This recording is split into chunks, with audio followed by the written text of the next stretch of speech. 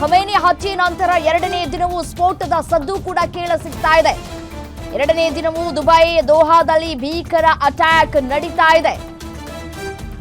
ವಿಶ್ವದ ಎತ್ತರದ ಕಟ್ಟಡ ಬುರ್ಜ್ ಖಲೀಫಾ ಮೇಲೆ ದಾಳಿ ಆಗಿದೆ ಅನ್ನೋದರ ಕುರಿತು ಮಾಹಿತಿಗಳು ಲಭ್ಯವಾಗ್ತಾ ಇದೆ. ಬುರ್ಜ್ ಖಲೀಫಾ ಬಳಿಯೇ ಅಪ್ಪಳಿಸಿದಂತಹ ಇರಾನ್ ಕ್ಷಿಪಣಿ. ಬುರ್ಜ್ ಖಲೀಫಾ ಕೂಗಳತೆ ದೂರದಲ್ಲಿ ಸ್ಫೋಟ, ದಟ್ಟ ಹೊಗೆ ಕೂಡ ಆವರಿಸಿಕೊಂಡಿದೆ. ಇರಾನ್ ಡ್ರೋನ್ ಕಾಣಿಸಿಕೊಂಡಿರುವ ಬಗ್ಗೆ ವರದಿ ಕೂಡ ಆಗ್ತಾ ಇದೆ. ದುಬೈ ಏರ್ಪೋರ್ಟ್ ಬಳಿಯೂ ಕೂಡ ಭಾರೀ ಸ್ಫೋಟವಾಗ್ತಾ ಇದೆ. ದುಬೈ ಏರ್ಪೋರ್ಟ್ ಬಳಿ ಪ್ರಯಾಣಿಕರ ಆತಂಕ ಹೆಚ್ಚಾಗ್ತಾ ಇದೆ ಕ್ಷಣಕ್ಕೂ ಕೂಡ.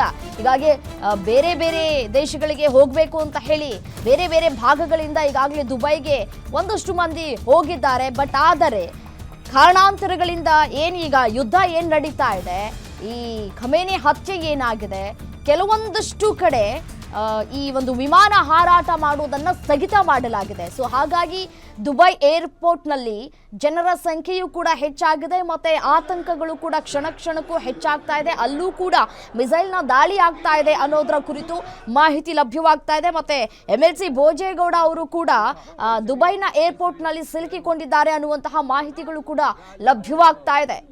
ಅಲ್ಲಲ್ಲಿ ಕೆಲ ಈ ಭಾರತೀಯ ಪ್ರಜೆಗಳು ಕೂಡ ಅಲ್ಲಿ ಸಿಕ್ಕಾಕೊಂಡಿದ್ದಾರೆ ಅನ್ನುವಂತಹ ಮಾಹಿತಿಗಳು ಕೂಡ ಲಭ್ಯವಾಗ್ತಾ ಇದೆ.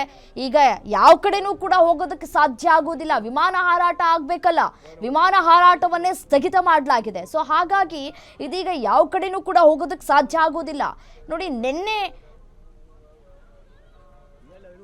ಇದೇ ವಿಚಾರಕ್ಕೆ ಸಂಬಂಧಪಟ್ಟಂತೆ ನಮ್ಮ ಜೊತೆ ಮಾತನಾಡಲಿಕ್ಕೆ ಖುದ್ದು MLC ಭೋಜೇಗೌಡ ಅವರೇ ದೂರವಾಣಿ ಸಂಪರ್ಕಕ್ಕೆ ಸಿಕ್ಕಿದ್ದಾರೆ. ಸರ್ ನಮಸ್ತೆ. ನಮಸ್ತೆ ಹೇಳಿ ಮೇಡಮ್. ದುಬೈ ಏರ್ಪೋರ್ಟ್ ನಲ್ಲಿ ಇದ್ದೀರಿ ಅನ್ನೋ ಮಾಹಿತಿ ಸಿಗ್ತಾ ಇದೆ. ಸೊ ಅಲ್ಲಿ ಏನಾಗ್ತಾ ಇದೆ, ಅಲ್ಲಿನ ಪರಿಸ್ಥಿತಿ ಹೇಗಿದೆ? ಈಗ ನಿನ್ನೆ ಏನಾಯ್ತು, ಬೆಳಗ್ಗೆಯಿಂದ ಎಲ್ಲಾ ಕಡೆಯಿಂದಲೂ ವರ್ಲ್ಡ್ ಕ್ಲಾಸ್ ಇದೆಯಲ್ಲ ಅವ್ರಿಗೆ ಕನೆಕ್ಷನ್, ಹಾಗಾಗಿ ಎಲ್ಲಾ ಫ್ಲೈಟ್ಗಳು ಒಟ್ಟಿಗೆ ಇರ್ಬೇಕಾದ್ರೆ ಎಲ್ಲ ಫ್ಲೈಟ್ ಕ್ಯಾನ್ಸಲ್ ಆಯ್ತು.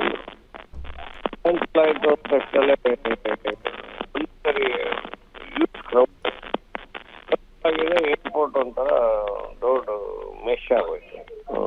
ಆಮೇಲೆ ಯಾವ್ದು ಫ್ಲೈಟ್ಗಳು ಹೋಗೋದಿಲ್ಲ ಅಂತೇಳಿ ಕಂಪ್ಲೀಟ್ ಏರ್ಪೋರ್ಟ್ ಶಟ್ ಡೌನ್ ಆಯ್ತು. ಶಟ್ ಡೌನ್ ಆಗಿದೆ ಎಲ್ಲರಿಗೂ. ಕೆಲವರು ದುಬೈನವರು ದುಬೈ ಬೇಸ್ಡ್ ಅವರೆಲ್ಲ ಒಂದ್ ಕಡೆ ಬಂದಿದ್ರು, ಅವ್ರು ಒಂದ್ ಕಡೆ ಬಂದು ಅವ್ರ ಪಾಡಿಗೆ ಅವರು ವಾಪಸ್ಸು ಅವ್ರ ಮನೆಗಳಿಗೆ ಅಥವಾ ಅವ್ರಿಗೆ ಇರ್ಲಿಕ್ಕೆ ಅಲ್ಲಿ ಹೊರಟೋದ್ರು.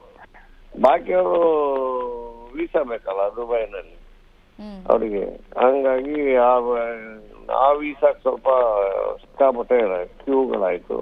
ನಿನ್ನೆ ರಾತ್ರಿವರೆಗೂ ಇಶ್ಯೂ ಮಾಡಿದ್ರು. ನಾವು ಇಬ್ರಿಗೂ ಅಮೆರಿಕ ವೀಸಾ ಇತ್ತು. ಅಮೆರಿಕ ವೀಸಾ ಇದರಿಂದ ಇಮಿಡಿಯೇಟ್ ನಮ್ಗೆ ಆಯ್ತು. ನಾವು ವಾಪಸ್ಸು ಸಿಟಿಗೆ ಬಂದು ಸ್ಟೇಡ್ ಇನ್ ಹೋಟೆಲ್ ತಾಜ್ ಜುಮೇರಾ.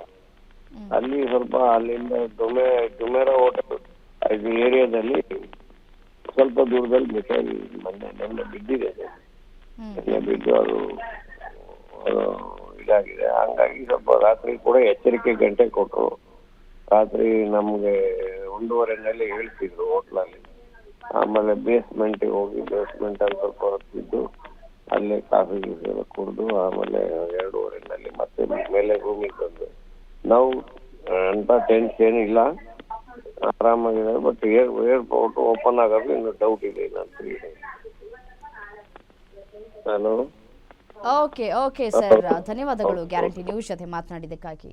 ನಿಮ್ಮೂರಿನಿಂದ ವಿಶ್ವ ಮಟ್ಟದವರೆಗೆ ರಾಜಕೀಯ, ಸಿನಿಮಾ, ಸ್ಪೋರ್ಟ್ಸ್ ಯಾವ ಸುದ್ದಿಯೂ ಮಿಸ್ ಆಗಲ್ಲ.